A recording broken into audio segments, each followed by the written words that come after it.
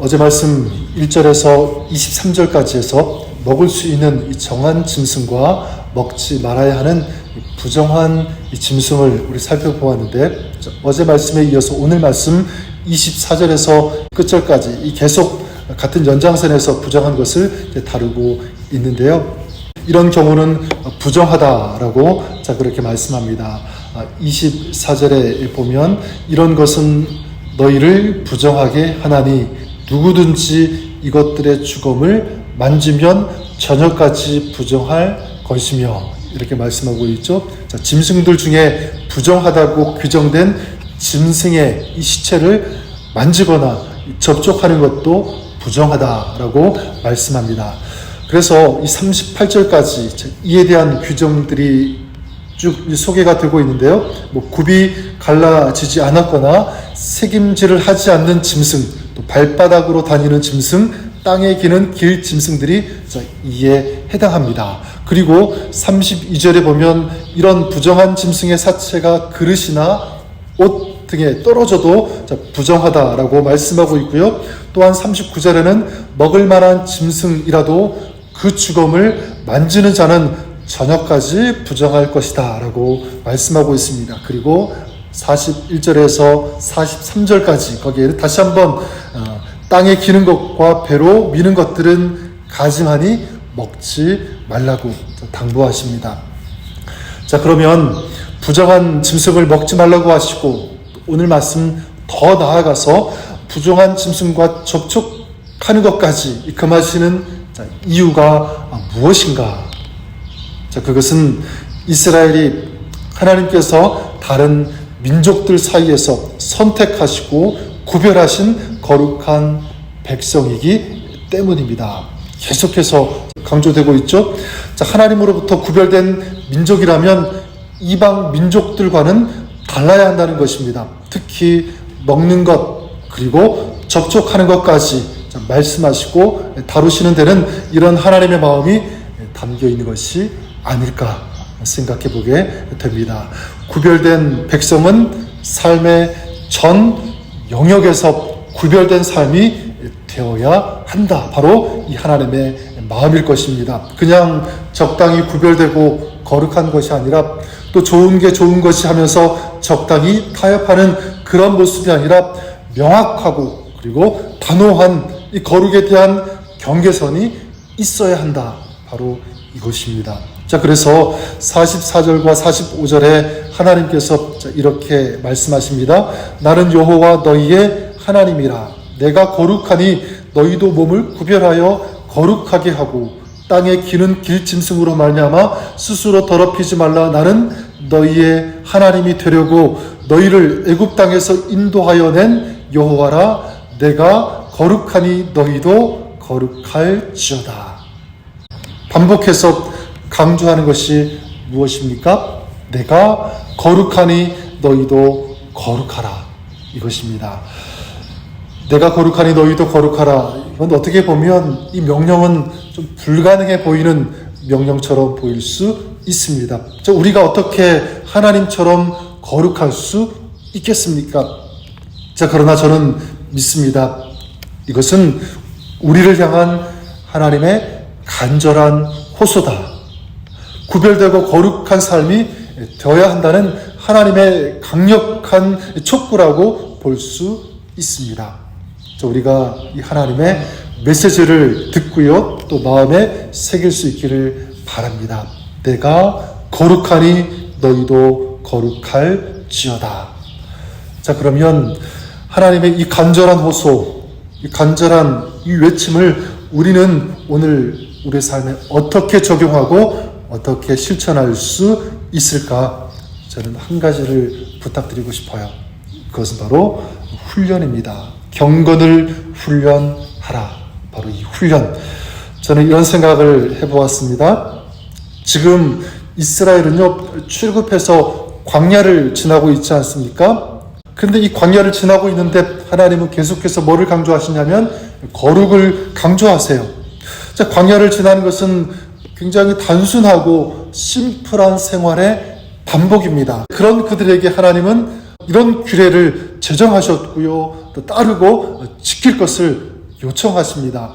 여러분, 이유가 무엇일까요? 이스라엘은 곧 가나안에 들어가기 때문에 그렇습니다. 가나안 땅, 새로운 땅이죠. 새로운 환경입니다. 새로운 문화와 마주하게 되고 접촉해야 합니다. 가나안은 이 젖과 꿀이 흐르는 풍요로운 그런 땅이지만 또 그만큼 세속적인 땅이고 죄악이 만연한 곳이기도 합니다.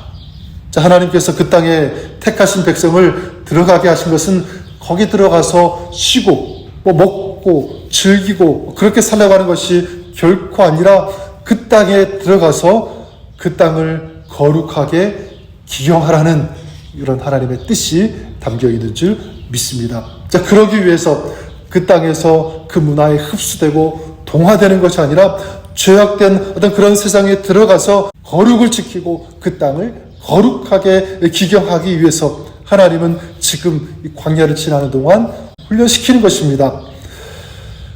여러분, 우리가 살고 있는 이 시대를 한번 돌아보십시오. 우리는 어떤 시대에 살고 있는가? 저는 이 시대를 이렇게 정의할 수 있을 것 같습니다. 이 시대는 거룩을 무너뜨리려고 하는 시대다. 실제로 우리가 살고 있는 이 미국 또 한국 이 전 세계를 곰곰이 가만히 들여다보면 공통적인 그런 현상이 있습니다. 그것이 무엇이냐면 바로 거룩이 무너지고 있다. 이것입니다. 대표적인 경우 동성애가 그렇죠. 많은 나라에서 이 성경이 엄격히 금지하는 이 동성애를 합법화했고요. 또 많은 나라들이 또 받아들이려고 시도하고 있습니다. 예전에는 막 이런 문제가 불거지면 막 교회도 그렇고 많은 사람들이 막 목소리를 내고 시끌벅적했는데 지금은 그럴 수도 있지 이렇게 생각하고 용납하는 분위기가 아닌가 싶습니다. 동성애뿐만이 아니죠.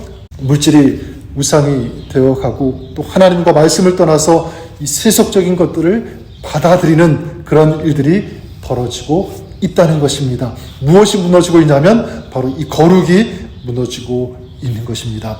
자, 그런 맥락에서 우리는 우리의 이 영성과 믿음과 이 거룩을 교란하고 더럽게 하는 이 세대 속에서 어떻게 해야 하는가? 여러분, 우리는 제대로 서 있어야 되는 줄 믿습니다. 그리고 이 하나님의 백성이라는 이 거룩한 정체성을 지켜야 되는 줄 믿습니다. 내가 거룩하니 너희도 거룩하라.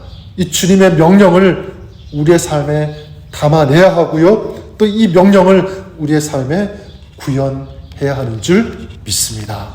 그러기 위해서 반드시 필요한 것, 저는 그것이 훈련이라고 믿습니다. 훈련. 디모데전서 4장 7절에 뭐라고 하십니까? 망령되고 허탄한 신화를 버리고, 그 다음 보니까 오직 경건에 이르도록 내 자신을 연단하라 라고 말씀합니다. 연단하라, 훈련하라, 연습하라. 김나조라고 하는 그런 헬라어인데 운동 용어입니다. 매일매일 뛰고 훈련하는 그 운동 선수처럼 우리가 거룩하고 경건하기 위해서는 이런 훈련이 필요하다는 것입니다. 바꾸어 말하면 이런 훈련이 없으면 거룩, 경건과는 멀어지는 그런 삶이 될 수밖에 없다. 저는 우리가 그런 의미에서 세 가지 훈련을 했으면 좋겠습니다. 어떤 훈련이냐면 첫 번째는요, 하나님의 말씀을 우리의 삶에 채우는 그런 훈련. 그러기 위해서 여러분, 말씀을 더 경청하시고 또 말씀을 경외하시고 그 말씀에 가까이 하시는 그런 여러분 되시기를 바랍니다. 레위기 전체가 바로 그것 아니겠습니까? 하나님의 명령, 하나님의 말씀으로 가득 차 있습니다. 자, 그렇다면 우리도 그 말씀을 나의 말씀으로 듣고 받으십시오. 또 주님의 이 거룩한 말씀을 매일 묵상하고 그 말씀에 순종하며 그 말씀이 나의 삶이 될 수 있도록 그렇게 살아가시는 우리 저 여러분 다 될 수 있기를 바랍니다. 둘째로 바로 이 훈련을 해야 합니다. 그것은 이 사소한 죄를 돌이키고 멀리하는 훈련입니다. 사소한 죄. 오늘 말씀에 이 짐승의 사체, 이 시체를 만지는 것까지도 금하시는데요. 자, 여기에서 우리가 하나님의 마음을 헤아렸으면 좋겠습니다. 오늘 내가 일상생활에서 접촉하는 것들 중에 바람직하지 않은 것이 있다면, 또 하나님께서 원하지 않는 건데 내가 용납하는 어떤 그런 것들이 있다면 여러분 돌아보십시오. 단호하게 끊으십시오. 자, 이런 훈련, 사소한 것이라도 가벼운 죄라도 돌이키고 멀리하고 끊을 수 있는 이 훈련이 우리의 삶이 되었으면 좋겠습니다. 그리고 마지막 세 번째, 거룩하신 주님 안에서 살기를 힘쓰십시오. 자, 이 훈련을 계속적으로 해야 합니다. 십자가에서 우리의 죄를 씻어주시고 오늘도 십자가의 보혈 앞으로 나오는 자마다 정결케 하시는 그 주님을 가까이 하는 것입니다. 그리고 오늘도 그 주님의 인도하심과 은혜를 구하는 것입니다. 자, 이것을 계속해서 연습하고 훈련하고 연단하면서 이런 삶을 살아갈 때 하나님께서 원하시는 그 거룩이 지켜지는 줄 믿습니다. 또 거룩한 삶을 살아가게 되는 줄 믿습니다. 사랑하는 여러분, 오늘도 그 주님 안에서 이 구별됨과 이 거룩함을 지키는 그런 저와 여러분 우리가 될 수 있기를, 오늘 우리가 그런 삶을 살아갈 수 있기를 우리 주님의 이름으로 간절히 축원합니다.